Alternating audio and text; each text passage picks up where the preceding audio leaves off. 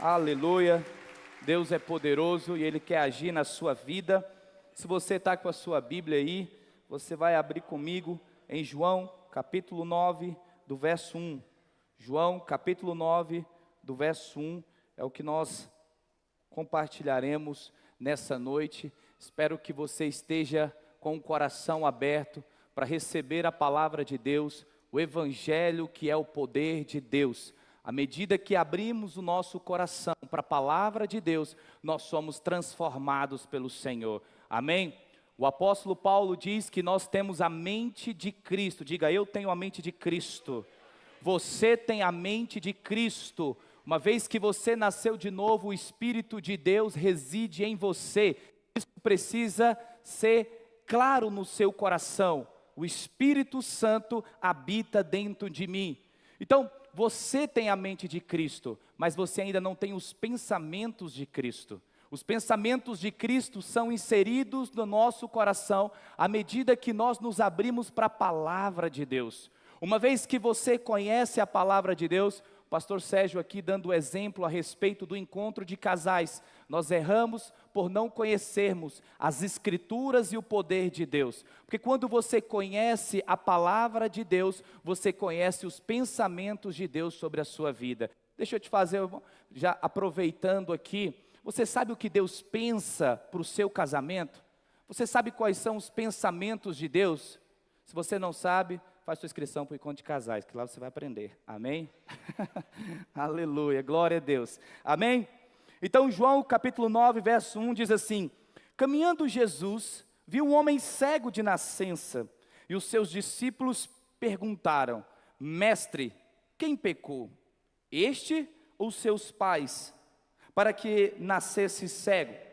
Respondeu-lhe Jesus: nem ele pecou, nem os seus pais, mas foi para que se manifestassem nele as obras de Deus. Olha só, o interessante, na Bíblia você vai ver muitos milagres do Senhor Jesus. Você vai ver um milagre do Senhor Jesus naquela mulher que estava enferma com 12 anos, com uma hemorragia. Você vai ver o Senhor operando de forma poderosa na vida daquela mulher. Você vai ver também milagres aonde o Senhor, Ele traz vida num jovem que havia morrido.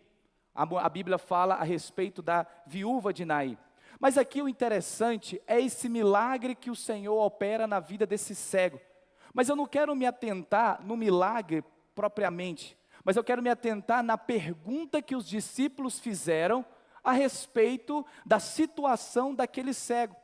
A Bíblia diz que os discípulos chegam para Jesus e perguntam a seguinte coisa: Jesus, por que ele está dessa forma? Qual que é o motivo dele se encontrar dessa maneira? Será que ele errou? Será que ele falhou em alguma coisa? Ou foi os seus antepassados? Então perceba que através das perguntas dos discípulos, você vai perceber o coração deles, o coração daqueles discípulos. Na verdade, eles queriam saber qual era o problema que os justificava a situação daquele cego. Mas antes de nós entrarmos e respondermos a respeito do porquê dessa pergunta, eu preciso mostrar para você o coração do Senhor. Porque a pergunta não vem por parte do Senhor Jesus, até porque no verso 3, o Senhor diz: nem ele pecou, nem seus pais, mas foi para que se manifestasse nele as obras de Deus. Aqui você vai perceber que Jesus não está interessado no erro ou na situação que provocou aquela cegueira, mas sim interessado em manifestar a glória dele sobre a vida. Então diga assim: o coração do Senhor é manifestar a graça dele sobre a minha vida. Então esse é o coração do Senhor. O coração de Deus não é procurar erro em você. Deus não está se relacionando com você para encontrar brechas aonde Ele vai te expor e vai dizer que é por isso que você não está sendo abençoado. A Bíblia diz que nós já somos abençoados. Deus não está procurando erro na sua vida. Por exemplo, quando você vai olhar lá em Gênesis, quando o homem caiu, e a Bíblia fala que ele se esconde, Deus vai em direção ao homem. Deus não estava preocupado com a queda do homem, mas sim com a distância. Com a distância. Por quê? Deus sabia onde ele estava? Sim. Deus é onisciente, onipotente, onipresente, sabe todas as coisas. Deus sabe dos seus erros, Deus sabe das suas falhas. Mas eu quero te dizer, o seu erro e a sua falha não impede Deus de manifestar favor sobre a sua vida. A Bíblia diz em João capítulo 1, do verso 14, não precisa projetar não, mas ele diz que o Senhor, ele é cheio de graça e de verdade. Graça e de verdade. Então o coração de Deus não é um coração que aponta o dedo. O coração de Deus é o coração que aponta a obra da cruz. Você quer saber o tanto que Deus te ama? Quantos querem saber o tanto que Deus te ama? O tanto que Deus te ama é o tanto que Ele ama Cristo. Sabe por quê? Porque você está em Cristo. O tanto que Deus ama Cristo é o tanto que Ele te ama. Agora, Deus te ama muito ou pouco? Fala para o irmão que está do seu lado, Deus te ama muito ou pouco? Coloca lá em João capítulo 3, verso 16. Olha o que a Bíblia diz. João 3,16. Porque Deus amou o mundo de tal maneira. Essa palavra tal, se você for pesquisar ela no grego, você não vai ver significado. Por quê? Porque o amor de Deus não tem explicação. Por isso que a palavra aqui tal, não há como explicar o tanto que Deus te ama. E às vezes nós achamos que essa é uma mensagem para novo convertido. Não, essa mensagem é para pregar lá no encontro, mas é essa verdade que te mantém firme no meio da adversidade. Porque a Bíblia fala que o perfeito amor, ele lança fora o medo. Quanto mais você entende que é amado, mais você desfruta de uma vida abundante. E quanto mais você entende que o Senhor não está procurando falha em você, você vive um cristianismo leve. O problema é que muitas pessoas vivem um cristianismo pesado, aonde ele quer, por meio das suas obras, justificar a bênção de Deus sobre a sua vida. Nós vamos falar isso mais na frente. Mas veja bem, a Bíblia fala que Deus amou o mundo de tal maneira que deu o seu Filho. Mas Ele deu o seu Filho com qual finalidade? Para que todo que nele crê, não pereça. Sabe por que Deus entregou Jesus? Para que você não venha perecer nessa enfermidade, nessa doença, nessa adversidade. Para que você não venha perecer no seu casamento. Para que você não venha perecer em áreas específicas. Deus enviou Jesus para que você possa viver uma vida abundante. Diga glória a Deus. Então esse é o coração do Senhor. O coração do Senhor não é um coração que aponta a falha. O coração do Senhor é o coração que aponta o sangue do Calvário. Diga, eu sou perdoado. Eu sou abençoado.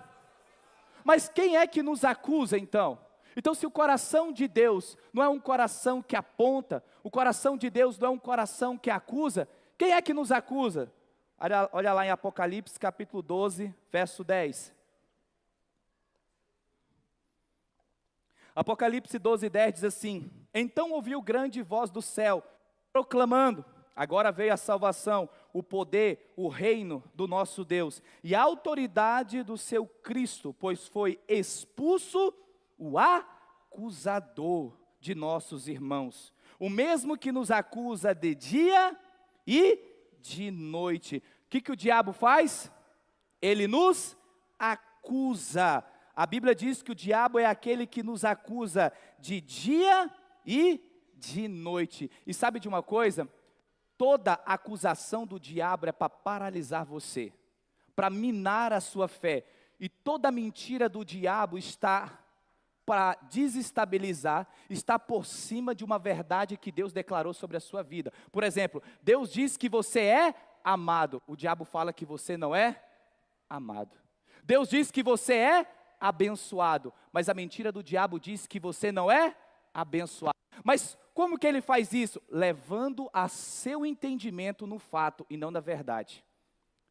Toda mentira do diabo é em cima de uma verdade de Deus sobre a sua vida. Por exemplo, quando a gente olha lá em Gênesis, no capítulo 3, quando o homem come da árvore do conhecimento do bem e do mal, o que a Bíblia diz? A Bíblia diz que Deus deu a direção para o homem, não coma, não coma, ele não deveria comer, mas o que o diabo falou? Coma, coma, porque você não vai morrer. Veja, a mentira do diabo foi em cima de uma verdade de Deus. Deixa eu te falar, todas as vezes que o diabo mente na sua vida, é porque lá atrás Deus já liberou uma verdade sobre você. Deus já liberou uma verdade sobre a sua vida. A verdade é que você não é enfermo. Pastor, mas eu estou sentindo. Você não é o que você sente, você é o que você crê. Isaías 53 diz que o Senhor levou na cruz toda a nossa enfermidade. O que o diabo está falando na sua mente nesses dias? Que você vai perecer, que você não vai avançar, que o seu trabalho, que o seu negócio não vai romper. Lembre-se, por trás disso há uma verdade de Deus, há uma verdade do Senhor, há uma verdade profética a respeito sobre a sua vida. E quando você medita na verdade de Deus, torna realidade no seu coração. É uma verdade no mundo do espírito, mas quando você medita e se apropria, torna uma verdade no seu coração. Então, aquele que nos acusa é o diabo. O que ele é? Especialista em trazer acusações. Sabe, muitas vezes ele vai acusar dizendo, você está em falta. Lembra aqui? Aqui era meramente uma pergunta. Quem que estava perguntando aqui? Lá, os discípulos. A Bíblia fala que o homem natural, ele não entende as coisas do Espírito. E às vezes nós queremos relacionar com as coisas espirituais através do entendimento natural. Por exemplo, quando você vai lá no mesmo livro de Gênesis, no capítulo 3, do verso 1, quando a serpente começa a conversar com Eva. Na verdade, não era a serpente que estava falando com Eva. Quem que estava conversando com Eva ali? Era o diabo. Era o diabo que estava falando com Eva. E às vezes você dá ouvido para coisas que você julga natural, mas por trás a quê? Ao diabo. Ao diabo. Talvez você vê um conselho, talvez o inimigo disfarçado lança dúvidas na sua cabeça, você precisa ter percepção. Pastor, como é que eu tenho percepção? É quando você coloca aquela realidade que estão apresentando na sua vida dentro do trilho da palavra. O que Deus disse? O que o Senhor diz? Amós capítulo 3, verso 3 diz, andarão dois juntos se não houver entre ele acordo. Não há como eu andar com o André se nós tivermos divisões diferentes. Se a visão do André for uma e a minha visão for outra, isso não vai produzir unidade, relacionamento. Sabe qual que é a visão de Deus na sua vida? De que você é mais do que vencedor. Sabe qual que é a visão de Deus sobre a sua vida? Que você é abençoado. Essa é a visão. Sabe qual que é a visão de Deus para o seu relacionamento, para o seu ministério? É que você é frutífero. Essa é a visão. Eu ando com Deus quando eu ando de mão dada naquilo que Ele falou. Satanás, é você que está dizendo. É você que está falando. Entende? Então ali, quando os discípulos perguntam, quem errou? Quem errou? Você vai ver os discípulos falando, mas por trás ao quê? Ao veneno da serpente. Nós precisamos perceber, todo o ataque do diabo é por cima da verdade do Senhor que foi declarado sobre a sua vida. O que Deus já disse sobre você? Sabe, às vezes eu falo, os irmãos falam, pastor, estou passando por luta, está difícil, está complicado. Eu falo, sabe o que Deus disse a respeito disso? Que você é abundante, que você é abençoado. Diga, eu creio que essa é a verdade do Senhor, que eu sou abençoado. Mas aí o diabo também diz, talvez não foi você, mas foi um antepassado seu. Você está só colhendo os frutos daquilo que o seu pai, daquilo da sua mãe, ou seus antepassados. Por isso que está acontecendo isso com você. Essa enfermidade na sua vida é proveniente de atitude, de escolhas de pessoas que lá atrás fizeram. Mas olha o que a Bíblia diz. Abre para mim em Gálatas capítulo 3, verso 13. Gálatas 3, 13. Sois assim, Cristo nos resgatou da... Ele me resgatou do quê, irmãos? Tem maldição sobre a sua vida? Você está debaixo de maldição? Quando que eu não estou debaixo de maldição? Quando eu experimento um novo nascimento. Uma vez que você nasceu de novo, você foi transferido de reino. A Bíblia fala que você não está mais no reino das trevas, mas no reino do Filho do seu amor. Você foi transferido de reino. Não há maldição sobre a sua vida para aqueles que são filhos de Deus. João capítulo 1, verso 12, pois todos aqueles que o receberam deles o poder de serem feitos filhos. Quem é filho aqui? Então fala assim, não há maldição na minha vida. Olha só, Cristo, quem que me resgatou?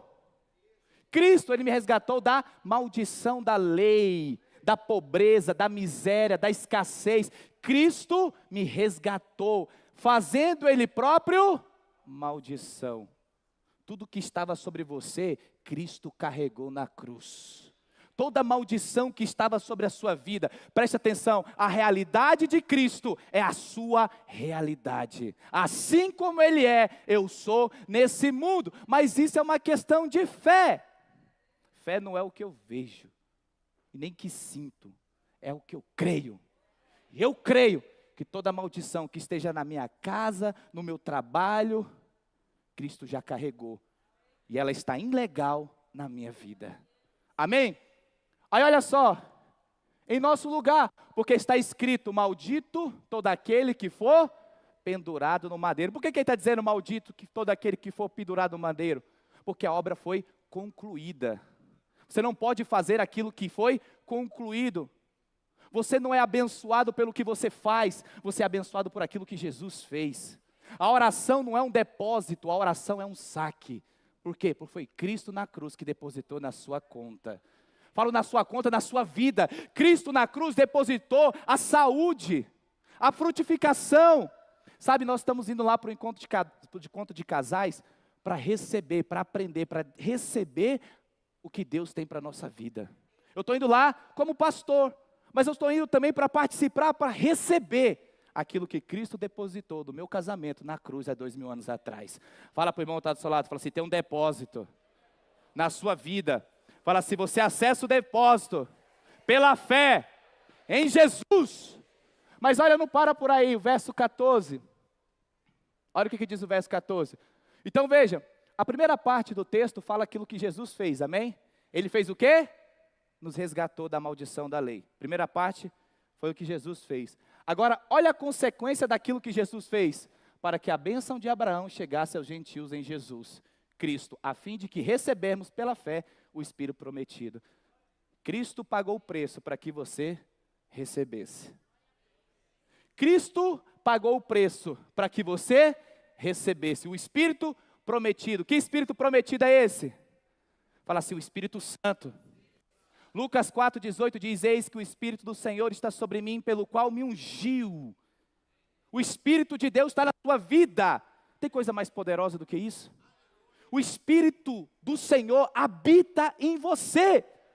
Aquele Espírito que estava sobre Salomão, aquele Espírito que dava sabedoria a ele, sobre Moisés, aquele Espírito que estava sobre Jesus, ele está em você.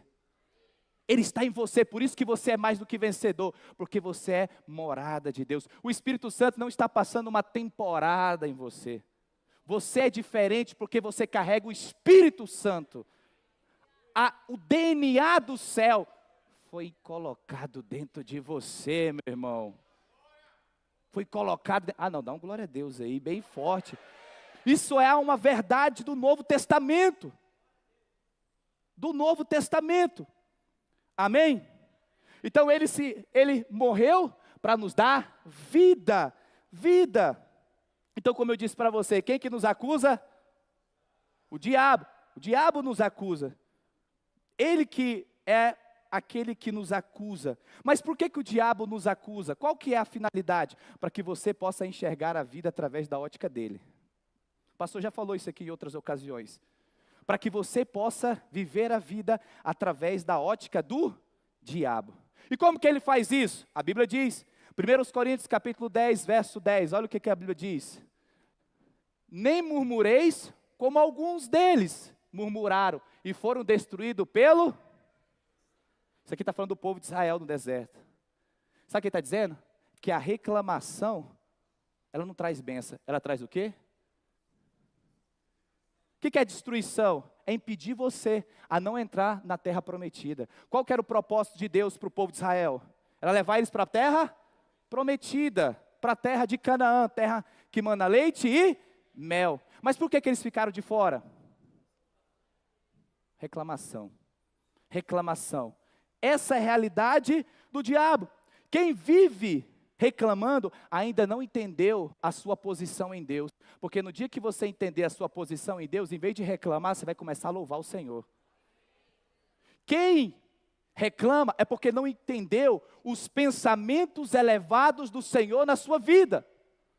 É um fato que você possa estar passando por esse problema, mas ele não é o final dele. Ele não é o final dele. Não é o pensamento de Deus que você venha padecer. Não é o pensamento de Deus que você não venha casar. Para quem está solteiro. Não é o pensamento de Deus que você viva uma vida escrava.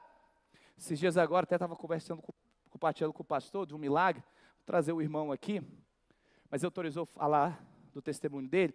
Nós recebemos uma ligação para ir lá aqui no hospital, porque uma pessoa recebeu uma notícia dos médicos, ele estava muito mal, e os médicos iam amputar a perna dele. Ele estava desesperado, a irmã dele ligou aqui e pediu oração. Vem aqui, traz um pastor aqui, vem aqui. Aí nós fomos lá, mais uns seminaristas fomos lá. Agora imagina a situação, um ambiente. Chegamos lá, a pessoa estava totalmente estabilizada. Recebeu a notícia que ele vai perder a perna. Um rapaz novo ali, por volta dos 38 anos de idade. Novo. E aí nós chegamos lá, a irmã dele nos recepcionou. Eu falei, Jesus, e agora? O que eu faço? Como é que eu vou fazer aqui? E eu lembrei, nós somos portadores de boa notícia. Então ele estava lá, falei, irmão, não te conheço, mas eu vim trazer uma boa notícia para você. Ele arregalou os olhos, estavam chorando, tinha acabado de receber a notícia. Falei, Deus tem poder para restaurar sua perna. Aí ele ficou me olhando e falou assim, esse deve ser um game doido, certo? Né? Deus tem poder de restaurar a sua perna, de te curar, de tirar dessa situação. Você crê? Ele falou assim, eu creio, pastor, então vamos orar. E começamos a profetizar, começamos a declarar sobre a perna dele, declaramos o milagre do Senhor. E oramos ali, naquele momento. Passou um dia após, ele me ligou. Pastor, vou ter que fazer uma cirurgia, pastor. Vou ter que fazer uma cirurgia. Eles vão abrir aqui minha barriga aqui, porque eles precisam fazer com que o sangue corra para a minha perna. É uma alternativa para recuperar a minha perna. Só que eu estou com medo que eles vão abrir e essa cirurgia é muito séria. É muito complicada. Ele chorando. Eu tinha falado para ele, Deus pode restituir. Aí você falou que Deus pode restituir. Eu falei, Deus pode restituir, irmãos. Mas não é a minha maneira, é a maneira dele. Ok, oramos pelo telefone. Na verdade, eu fui lá, oramos novamente com ele. E eu voltei aqui para o prédio. Irmãos, isso foi de manhã. Eu estava dando aula no seminário. À tarde, ele me liga, dando glória a Deus. O que aconteceu, irmão? Olha, na hora que eu estava indo para a sala de cirurgia, o médico falou assim, você não vai mais fazer essa cirurgia aí. Eu falei, por quê? Porque aqui tem um médico que chegou para nos visitar em Rio Verde, ele é o melhor no Brasil nessa sua área. E ele falou que vai pegar o seu caso. E ele disse que não precisa abrir sua barriga, só apenas uma injeção resolve esse problema. E ele fez esse procedimento e agora ele me ligou, pastor, o negócio está voltando. O sangue está circulando da minha perna. Esse é o Deus Todo-Poderoso. Nós somos portadores de boas notícias. Fala para o irmão que está do seu lado, fala, se você é portador de boa notícia. Irmãos, eu vou falar uma coisa para você, não é porque o pastor está aqui, mas tem 14 anos que eu estou aqui, eu nunca entrei na sala dele. Quando eu entro na sala é para levar problema. Pastor, tem um problema assim. E todos, eu nunca falou, aí não tem jeito. Não, todos, vai dar certo. Vai lá e faz. Mas como? Vai lá e faz. Sabe por quê? Porque aquele que entende a identidade, ele compreende o poder que está liberado sobre a vida dele. Nós servimos um Deus do impossível, irmão. Deus pode restituir seu casamento, Deus pode transformar o seu marido, a sua esposa. Deus pode mudar a sua vida. Domingo passado eu estava orando pela minha família. Senhor, que o evangelho chegue até eles. Né? Que o Senhor, na verdade, no dia que foi a formatura aqui, fala com meu irmão, fala com meu pai. E aí quando terminou um culto, o meu irmão manda mensagem. Eu estou assistindo vocês aí pela internet. Um link chegou lá, que eu sempre mandava, ele falou que sentiu vontade, entrou aqui para conhecer a igreja, ele me viu aqui, né, na formatura, e agora ele está me ouvindo aqui. Darley, em nome de Jesus, seja tocado pelo poder de Deus. Esse é o nosso Senhor. Creia nisso. Amém, irmãos? Então veja, a murmuração é a intercessão do diabo. A reclamação te impede de desfrutar do que Deus tem para a sua vida. Quem entende a sua posição, em vez de ele reclamar, ele louva, porque entendeu que existe um Deus que está no controle. Amém? Outra coisa que o diabo nos leva a viver na realidade dele, é na realidade da incredulidade. incredulidade. Olha só, existe um teólogo chamado John Piper, e ele fala algo interessante. Ele diz que o diabo, ele come café com fé. Café com fé. Como assim? Que todo dia pela manhã, o diabo está trabalhando para minar a sua fé. Por que o diabo trabalha para minar a sua fé? Porque quando não tem fé, não tem acesso.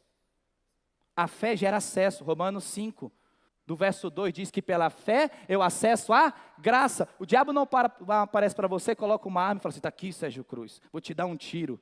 Não, ele te desestabiliza, gerando dúvidas, medos.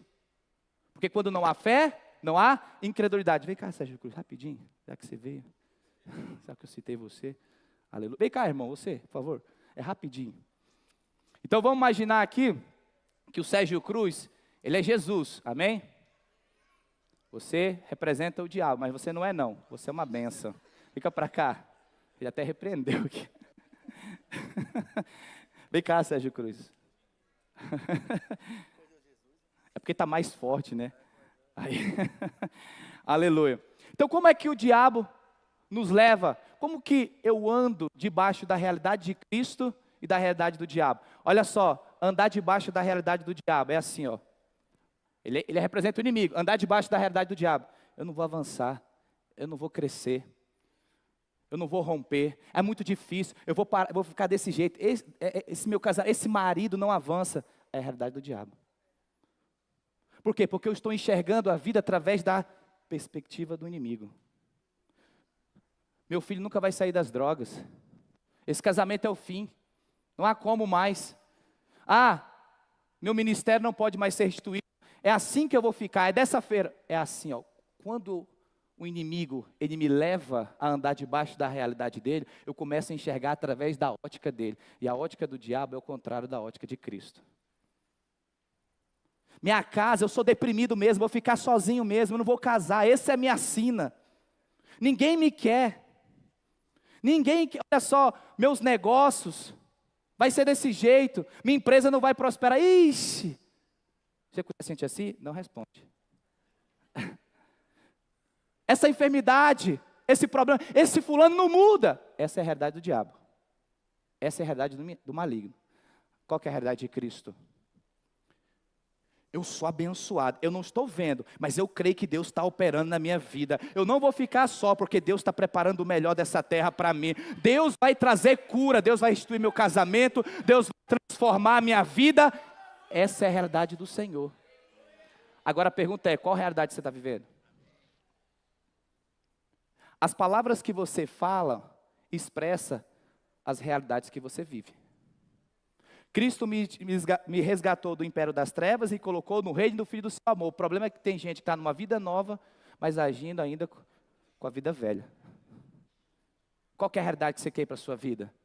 Amanhã, eu não estou vendo, mas eu estou crendo, porque a bondade e a misericórdia certamente me seguirão todos os dias da minha vida. Amém? Obrigado, irmãos. Dá salva de palmas para esses irmãos.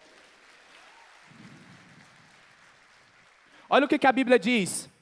2 Coríntios capítulo 2, verso 14. Graças, porém, a Deus, que sempre nos conduz em quem? Deus nos conduz em triunfo. Deus nos conduz em triunfo. E por meio de nós manifesta em todo lugar a fragrância do seu conhecimento. Deus é aquele que conduz você em triunfo. Você pode fechar seus olhos agora? E eu quero que você diga isso, Senhor, o Senhor é aquele que me conduz em triunfo. Diga isso pela fé, o Senhor é aquele que me conduz em triunfo no meu casamento, na minha vida financeira, na minha casa, na minha célula, no meu trabalho. É o Senhor que me conduz em triunfo. Aleluia! Diga assim, eu creio que eu sou conduzido em triunfo. A fé não olha com os olhos naturais, ela olha com os olhos espirituais. Efésios diz, iluminados são os olhos do vosso coração. Deus viu a terra sem forma e vazia e disse, haja luz. Por quê? Porque a realidade de luz era o que havia dentro dele. Você expressa a realidade que está dentro de você, e a realidade que está dentro de você é que você é abençoado. Romanos 8,37 diz, em todas essas coisas, em todas, diga, em todas. Porém somos mais em todas as coisas. Está passando por uma situação? Em todas essas coisas. Está passando por algum problema? Em todas essas coisas. Somos mais do que vencedores. Existe o vencedor e mais? O vencedor é Cristo, porque foi Ele que venceu. O mais que vencedor é aquele que desfruta da obra de Cristo. Mas por que Ele te faz mais do que vencedor? Porque Ele me amou. O amor de Deus te fez mais que vencedor. Amém? Quem está entendendo? Então nós entendemos aqui que não é Deus que acusa, não é Jesus que acusa, certo? Quem acusa é o diabo. E ele nos acusa para nos levar a andar na realidade dele. Mas o que o diabo mais usa para trazer acusação? Colossenses capítulo 2, verso 14. Olha o que a Bíblia diz. Colossenses 2,14. Tendo cancelado o escrito de dívida, que era contra nós, o que constava de ordenança, o qual nos era prejudicial, removeu inteiramente, encravando na cruz. Olha só, tendo cancelado todo o escrito de dívida. Que dívida era essa? Diga, a lei. A lei. Nós estávamos debaixo da lei. Estávamos debaixo da dívida. Debaixo da dívida, por isso não havia comunhão. Jesus veio para pagar a dívida. E uma vez que Ele paga a dívida, a comunhão é restabelecida. E Ele não só apenas restaurou a comunhão, mas abençoou você mais abundantemente. Você não está debaixo da dívida, mas o diabo diz que você está debaixo da dívida. Pastor, como é que você fala que o diabo usa a lei? O próprio texto vai dizer isso, olha só. Tendo cancelado todo o escrito de dívida que era contra nós, e que constava na ordenança, o qual nos era prejudicial, removeu inteiramente, encravando na cruz. Verso 15. Despojando principados e potestades, publicamente os expôs ao desprezo, triunfando nele na cruz. O que o Senhor fez pagando a dívida? Além dele restituir a comunhão, Ele tirou o poder daquele que tinha o poder, que na ocasião era o diabo. Todas as vezes que nós pregamos a lei ou queremos se relacionar com Deus com base no merecimento, você está dando poder para quem não tem. Todas as vezes que você quer se relacionar com Deus por meio de demanda, você está dando força para quem não tem. Por quê? Porque o diabo usa o quê? A lei. A lei. Olha só o que a Bíblia diz em Deuteronômio capítulo 28, verso 28. Aí você vai ver lá na história do cego, que os discípulos perguntam. Os discípulos perguntam o seguinte, quem errou? Mas por que os discípulos fazem essa pergunta?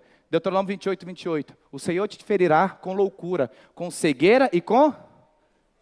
Por quê? Porque a cegueira fazia parte da lei, lá de Deuteronômio 28. E aí os discípulos olham a situação dele e falam, quem que errou? Porque a cegueira faz parte da lei. Foi os pais que erraram? Foi ele que errou? Então veja, a acusação por detrás não é dos discípulos, é do diabo. É o diabo que fica dizendo para você está em falta. Sabe por que você não é abençoado? Porque está faltando isso na sua vida. Sabe por que você não desfruta de uma vida abundante? Porque está faltando isso na sua vida. Porque a ideia do diabo é levar você a colocar sua atenção em si. O Espírito Santo coloca você com atenção em Cristo. O Espírito Santo veio para nos revelar Cristo.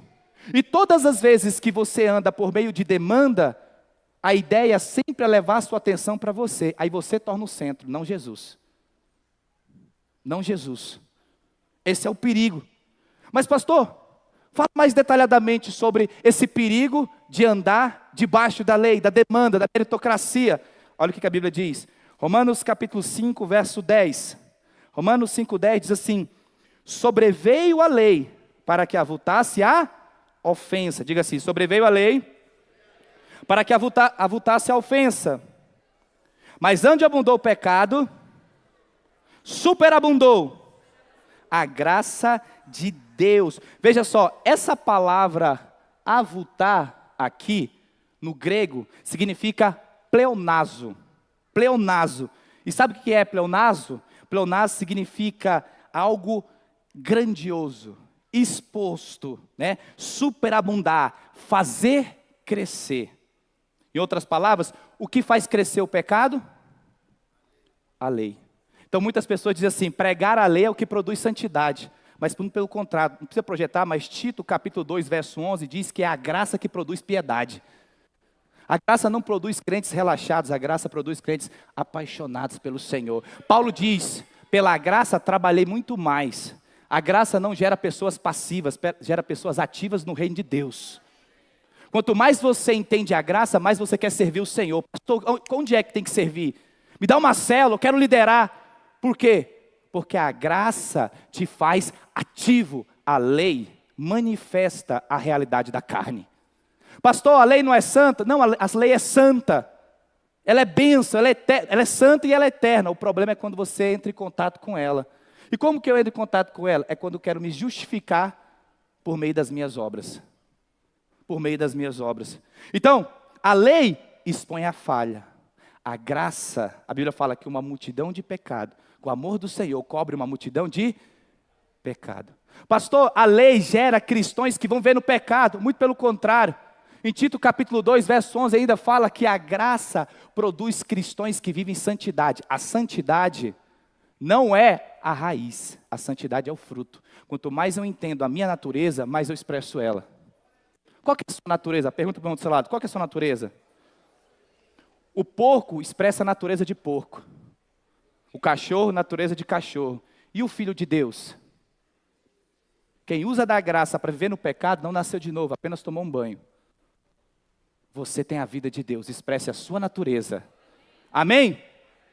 Outra coisa a respeito do que a lei expressa, no mesmo texto diz assim, ó, a ofensa, sobreveio a lei para que avultasse a ofensa, mas onde abundou o pecado, superabundou a graça de Deus. Veja bem, essa palavra ofensa aqui no grego é paraptoma.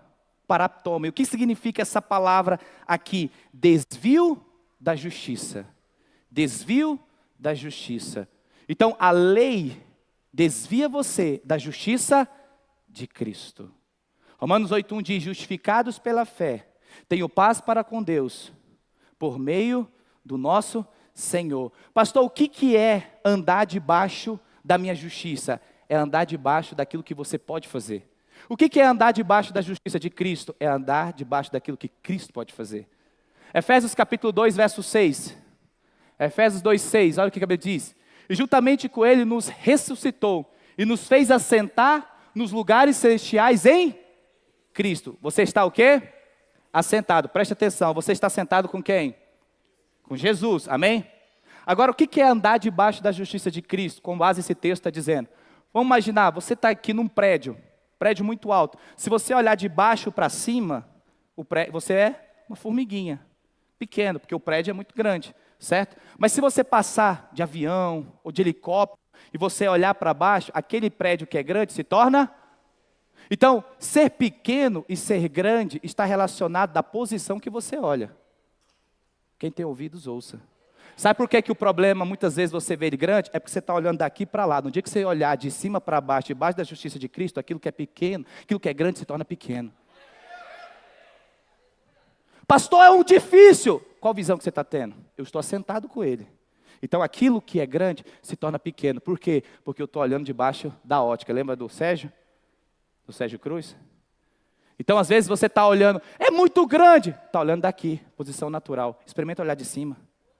O que é olhar de cima? É olhar através do que a palavra de Deus diz. Como que você está olhando a situação? Eu desafio você, muda. Olha de acordo com a sua posição. A lei te vê você enxergar através da sua perspectiva natural. A graça te vê, te leva a enxergar assentado. Sabe o que significa? Alguém que está sentado com Cristo é alguém que está protegido. Alguém que está no descanso. A Bíblia fala que Noé andou com Deus. A palavra Noé, no hebraico, é descansa. Quer andar com Deus? Fala para o irmão do outro lado, descansa. E sabe quem descansa? É quem anda na justiça de Cristo. E sabe quem anda debaixo da justiça de Cristo? É aquele que anda na realidade dele. Amém? Glória a Deus. Então, outra coisa que a lei produz. Então, o que a lei produz? Ela expõe o erro. a falha. Outra coisa, ela leva você a andar debaixo da sua justiça, certo? Mas a outra coisa que a lei produz, nós já estamos finalizando. Em 2 Coríntios capítulo 4, verso 4, olha o que a Bíblia diz. 2 Coríntios 4, 4. Olha aí. Nos quais o Deus deste século. O que o Deus desse século fez? Cegou o entendimento dos incrédulos. Quem que é o Deus desse século? E o que ele faz? Cega. Ele cega o quê? O entendimento. Com qual finalidade que o diabo cega? Lê o texto aqui, ó.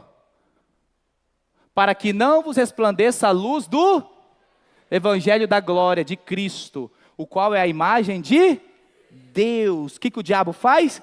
Cega, cega. Olha só, a palavra entendimento aqui, entendimento é noema no grego. Você vai ver essa palavra em um outro texto, a mesma palavra em um outro texto, para você entender como que o diabo cega, certo? Então preste atenção, ele cega o entendimento. Então essa palavra entendimento você vai ver em outro texto da Bíblia, citado pelo apóstolo Paulo. Olha só, 2 Coríntios capítulo 3, verso 14. 2 Coríntios 3, 14 diz assim: mas os sentidos deles se embotaram, pois até o dia de hoje, quando fazem a leitura da antiga aliança, o mesmo véu permanece, e não lhe sendo revelado. A palavra lá, que eu te falei, está aqui, ó, sentidos, entende? Essa palavra noêmia, lá do entendimento, é essa daqui, sentidos, certo? É a mesma palavra. Agora preste atenção para essa palavra aqui, ó, embotaram. Vou ler de novo.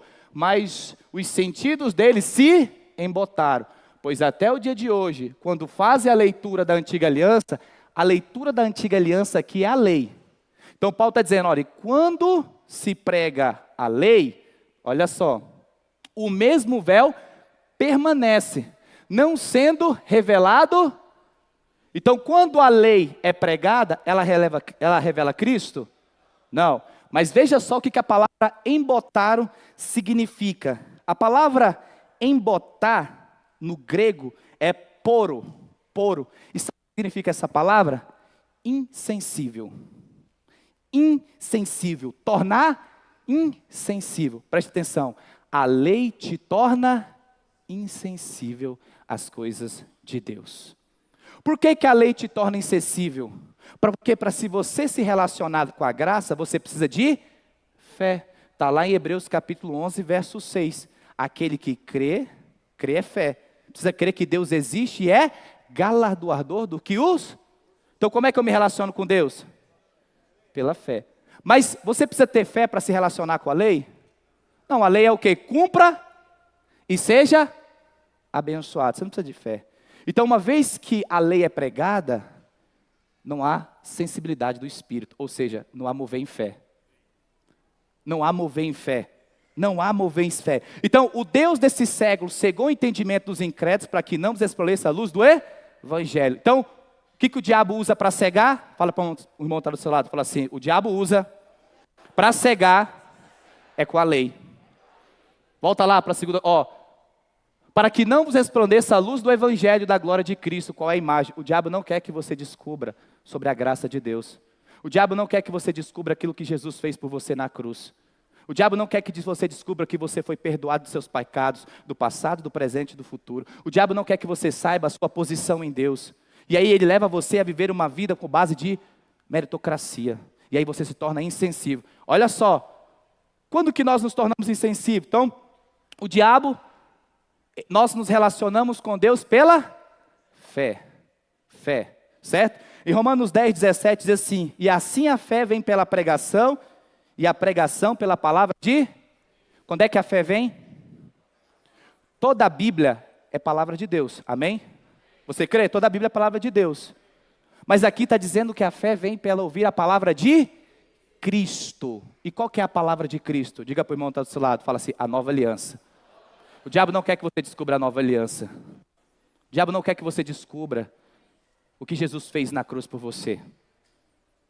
Quando você se posiciona para respeito, para falar sobre a nova aliança, você não percebe retaliação para quem prega a lei.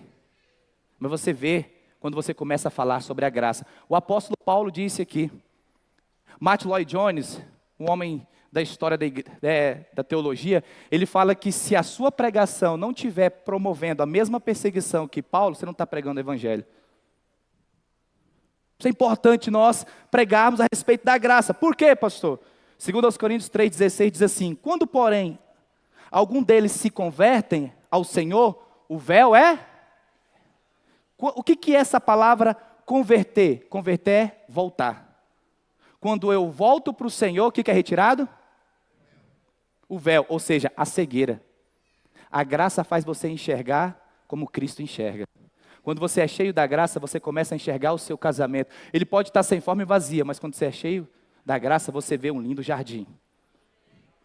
Você olha para a sua célula, você vê a sua célula um celeiro de profeta, de homens e mulheres cheios do Espírito.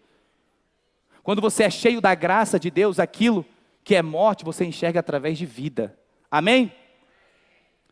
Mas o texto também continua, em 2 Coríntios capítulo 3, verso 17. Ora, o Senhor é Espírito, e onde está o Espírito do Senhor, aí a liberdade. Veja bem, quando se prega a graça, tem o quê? Liberdade do Espírito. E o que é a liberdade do Espírito? Graça, milagres, cura, restituição.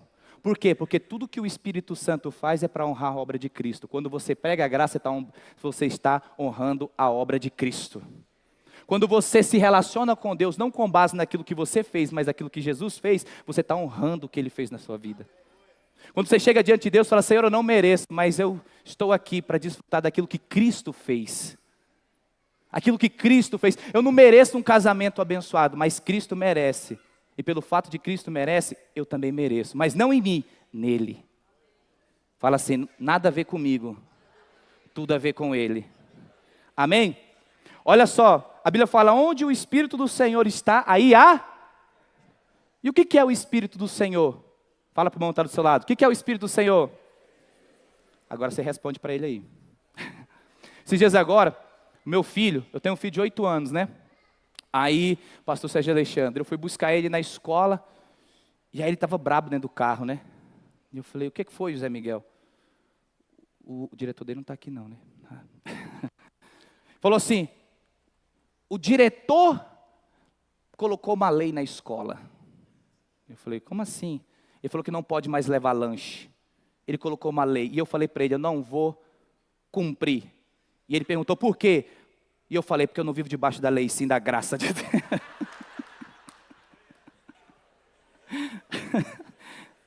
Falei: onde você viu isso? O pastor Sérgio falou.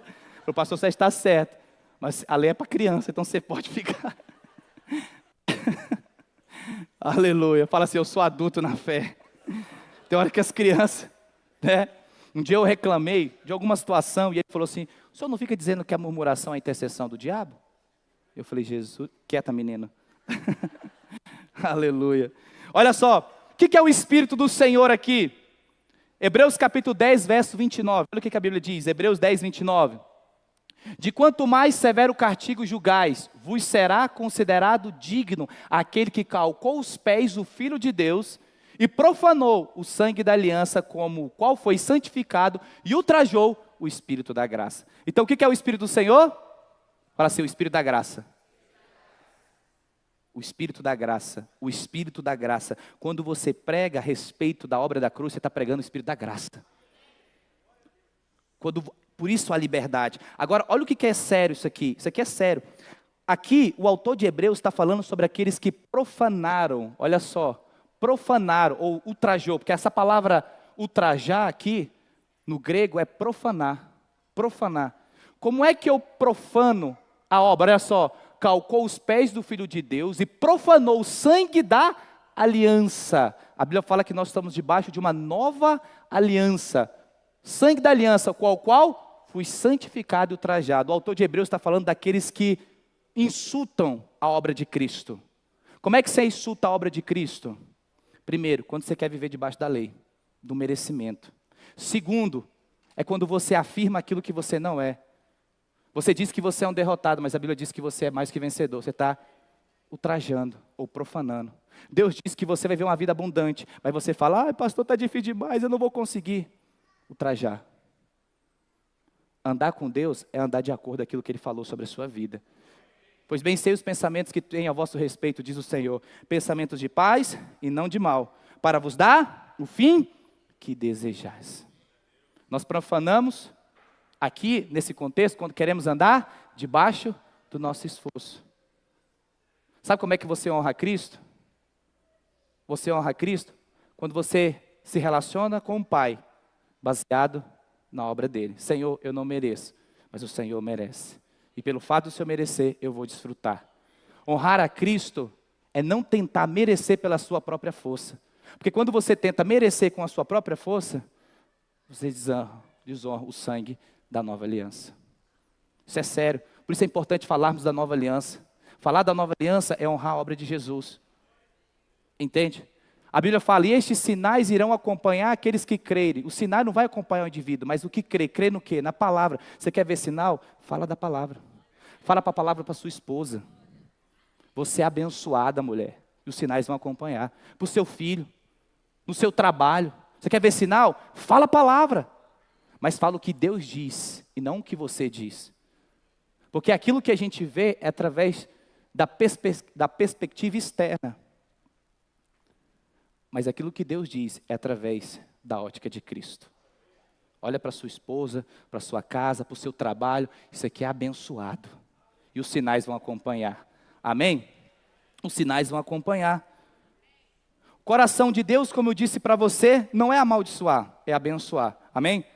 1 Pedro capítulo 3, verso 9 diz assim: não pagando mal por mal, injúria por injúria, mas pelo contrário, bendizei, pois, para isso mesmo, foste chamados a fim de receber bênção por herança. Você foi chamado para quê? Para receber bênção? Você foi chamado para quê? Para receber bênção? Você não foi chamado para viver uma vida medíocre. Você não foi chamado para viver uma vida natural, escassa. Você foi chamado para receber bênção por herança. Fala para o irmão do seu lado. Fala assim, irmão, você quer saber o chamado de Deus para a sua vida? Fala para ele, você quer saber o chamado de Deus para a sua vida? Fala para ele assim, ó, receber bênção por herança. Você quer um chamado melhor do que isso? Esse é o chamado de Deus para a sua vida. Aleluia. Mas, pastor, ok, nós entendemos que esse não é o coração de Deus, de nos julgar, de apontar. Nós entendemos aqui que o coração de Deus é o contrário, porque quem condena é o diabo. E ele usa o quê? A lei. E a lei produz aquilo que nós falamos, certo? Mas por que então tem aquele problema ali? Porque talvez essa pergunta pode ser sua. Essa pergunta aqui dos discípulos pode ser sua. Os discípulos perguntaram assim, Jesus, por que ele está desse jeito? Por que está desse jeito? Às vezes pode ser uma pergunta sua, como? Eu estou orando e nada está acontecendo. Por que eu não saio? Por que eu não avanço? Por que eu não cresço? Por que eu não prospero? Por que as coisas não rompem? Você já fez essa pergunta? Por quê? Quero chamar a equipe de louvor aqui para frente. Pode vir. Por que eu estou orando tanto e as coisas não rompem? Eu estou buscando e as coisas não vão. Por que eu não saio do lugar? Por que é o mesmo problema? Por que é a mesma realidade? Eu oro tanto, eu jejuo. Eu sou até um dizimista, mas as coisas não avançam. Você já fez essa pergunta? Sabe por quê? Eu vou te mostrar aqui, ó. Efésios capítulo 1, verso 3, diz assim, bendito Deus e Pai de nosso Senhor Jesus Cristo, que nos tem abençoado, com toda a sorte aonde? Nas regiões celestiais. Deus te abençoa aonde? Preste atenção, Deus te abençoa nas regiões. Agora olha o que a Bíblia fala em Efésios capítulo 6, verso 12. Porque a nossa luta não é contra carne e sangue, e sim contra principados e potestades, contra os dominadores deste mundo tenebroso, e contra as forças espirituais do mal. Aonde? Aonde que Deus me abençoa? Aonde o diabo ataca? Sabe por que às vezes as coisas não avançam? Porque você precisa entender que existe uma guerra, e o diabo não quer isso, que você desfrute. E às vezes nós nos tornamos passivos, mas a nossa postura deve ser declarar. Sabe, Deus disse que você é abençoado, mas você precisa crer nisso. Não é só uma questão de você ouvir ou aqui pregar, mas sim de se posicionar. Deus já te abençoou, mas o diabo não quer que você desfrute. Não existe guerra entre Jesus e o diabo, mas existe entre o diabo e a igreja. Você quer ver uma coisa? Por que Satanás não atingiu Adão, mas sim foi em Eva? Por que ele não foi direto em Adão, mas ele foi em Eva? Porque na Bíblia Eva é um símbolo da igreja. É um símbolo da igreja. Quem não quer que você desfrute é o diabo. Você precisa entender que nós estamos numa guerra. E às vezes você se torna passivo em relação. Você tem aquilo que você permite. A Bíblia fala que nós somos sacerdócio real, nação santa, povo de propriedade exclusiva de Deus, a fim de proclamar virtude. Olha para cá, Jesus disse, se tivesse fé como um grão de mostarda, direis a este monte, arreda daqui para acolá. Os montes são as adversidades. Se você não fala com o monte vai falar com você. Se você não fala com o problema vai falar com você. Talvez o problema está falando com você e você está parado. E o diabo está roubando aquilo que Deus decretou sobre você. Se posiciona. E para nós fecharmos aqui, eu quero mostrar um exemplo do Antigo Testamento de guerra. Posicionamento, olha o que a Bíblia diz. Em Êxodo capítulo 17, verso 8. Então veio Amaleque e pelejou contra Israel em Refidim. Com isso ordenou Moisés a Josué, escolhendo nos homens que saiam a peleja contra Amaleque. Amanhã estarei em cima do outeiro e o bordão de Deus estará na minha mão. Fez Josué como Moisés lhe dissera e pelejou contra Amaleque. Moisés, porém, e Arão e U subiram ao cima do outeiro. Quando Moisés levantava a mão, Israel prevalecia. Quando porém ele abaixava, prevalecia Amaleque. Ora, as mãos de Moisés eram pesadas, por isso tomaram uma pedra e puseram por baixo dele. E nele se assentaram. Arão e U sustentavam-lhe as mãos, um de um lado e outro de outro. Assim ficaram as mãos firmes até o pôr do sol. E Josué desbradou Amaleque e o seu povo a fio da espada. Preste atenção. Deus liberta o povo do deserto, do Egito. E quando Deus liberta o povo do Egito, Ele quer conduzir o povo para Canaã. Deus não quer te levar para o deserto. Deserto é um processo. A vontade de Deus é te levar para Canaã. Canaã é a vida abundante. Amém? Mas o primeiro obstáculo que eles tiveram aqui, como batalha, foi com Amaleque. Amaleque, ele era ali um rei dos amalequitas, que viviam ali perto do deserto de Sinai, ou no sul. E aí eles viviam no deserto, eram saqueadores. E a Bíblia diz que quando o povo está sendo conduzido por Deus para onde? Para a terra prometida, Canaã. Eles tiveram que passar e batalhar contra Amaleque, porque Amaleque era um empecilho. Qual que tem sido o empecilho que tem impedido você de avançar e de romper? Mas essa história aqui nos conta algo interessante. A Bíblia fala que Moisés, ele sobe para cima do monte. E ele leva Arão e U. Arão é aquele que ateia fogo. Ou melhor, U é aquele que ateia fogo. Arão é aquele que traz luz. Você precisa andar com pessoas que mandam fogo no seu coração e traz luz. Mas Moisés é um tipo de Jesus. O monte fala de lugares elevados. A Bíblia diz, olha o que a palavra de Deus diz. Romanos 8:34. Quem condenará? É Cristo Jesus, que morreu antes, que ressuscitou, o qual está à direita de Deus Pai, intercedendo por nós. A Bíblia fala que Jesus está onde? À direita de Deus Pai. O que Jesus está fazendo? Orando por você. Jesus está o quê? Fala assim, orando por mim. E o que Jesus está orando? Vitória sobre a sua vida, sobre o seu casamento. Preste atenção, Moisés estava no monte, certo? Quando as mãos de Moisés eram levantadas, o povo de Israel vencia. Mas quando abaixava, o que acontece? O povo perdia. Então mãos erguidas falam de oração. Jesus está sentado fazendo o quê? Orando.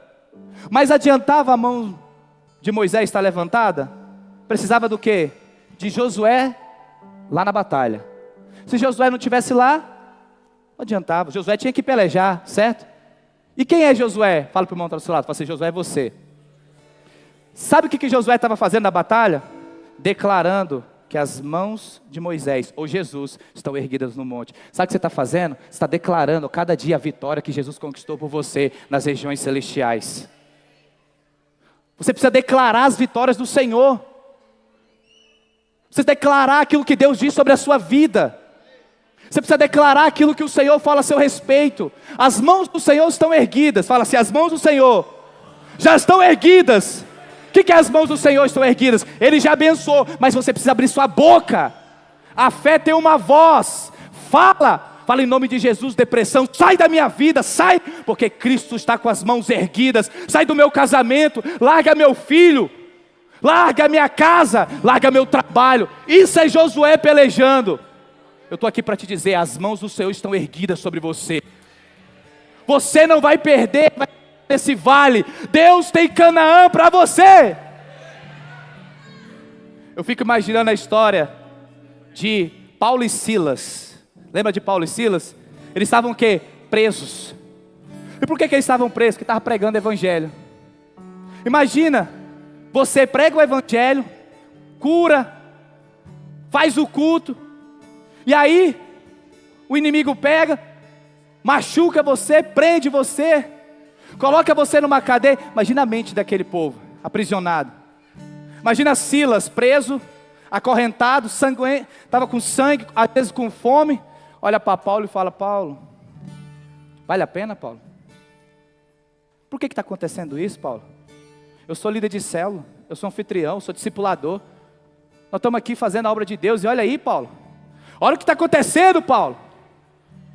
Paulo olha para Silas e fala assim, Silas, você não entendeu, Silas. Nós precisamos guerrear. As mãos do Senhor estão erguidas, Silas. Precisamos guerrear. E Silas olha para Paulo e fala, Paulo, como que nós vamos guerrear? Não temos espada. Não temos espada, Paulo. E Paulo olha, a nossa espada não está nas nossas mãos, mas está na nossa boca, é a espada do Espírito. Há uma guerra, Paulo. Há uma espada, fala para os punhos do seu lado, fala assim, há uma espada na sua boca. Fala assim, usa a espada que Deus colocou sobre você. Diga aleluia. E aí Paulo olha e fala assim, Silas, nós vamos guerrear. Nós vamos guerrear e vamos usar a espada. Prepara. E aí Silas fala, então vamos. E aí Paulo começa.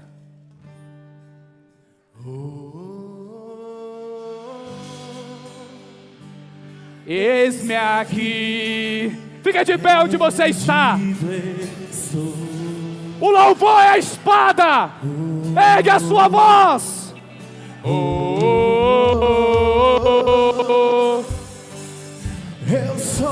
Você não entende. Tu és Deus. Aleluia. Oh.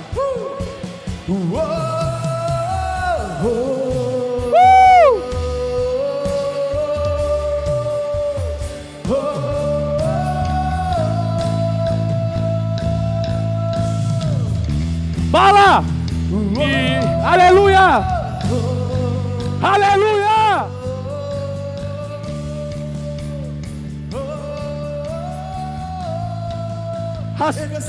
Diga!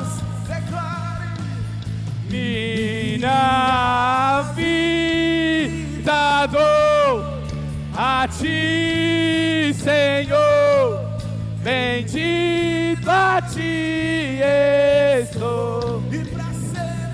E pra sempre cantarei. Faz em mim. Ergue as suas mãos. Ergue as suas mãos. Ergue as suas mãos. E à medida que Paulo louvava, no meio da guerra, as cadeias eram quebradas. Eu profetizo que hoje é dia de cadeia. Tudo que está travado na sua vida, aquilo que o diabo está segurando, seja a sua vida financeira, seja o seu ministério, seja o seu casamento, vai soltar agora, em nome de Jesus. Vamos louvar. Diga isso. Diga isso. Diga isso. Tempo tu és tão bom, e todo o fôlego que tem. Oh, em nome de Jesus. Aleluia. De Deus és fiel. és fiel em todo. Em nome de Jesus, cura, milagre, restituição, ministério, seja liberado sobre a sua vida. Aleluia! Em todo fôlego que der, aleluia! Eu cantarei. Aleluia! Pegue as suas mãos, sinal de receber. Pai, no nome de Jesus, eu declaro agora tudo aquilo que o inimigo tem segurado, impedido dos teus filhos de avançarem e de crescer. Solta agora, diabo. Solta a cura. Solta agora a prosperidade. Solta agora tudo aquilo que está travado nas regiões do Espírito. Eu declaro agora, sai do casamento, ministérios que estão travados. Solta agora. A igreja vai avançar, porque as mãos dele estão erguidas. Seja curado você que está enfermo, doente. Receba o toque.